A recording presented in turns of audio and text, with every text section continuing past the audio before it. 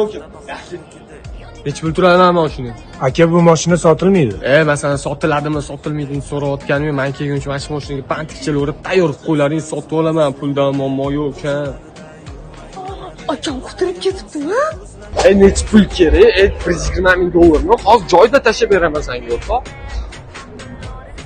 Akam shuncha pulni qayerdan olyaptilar? Bilmadim. Bir tiyin pul bermasdilar, qayerdan olyaptilar shuncha narsalarni? Aka,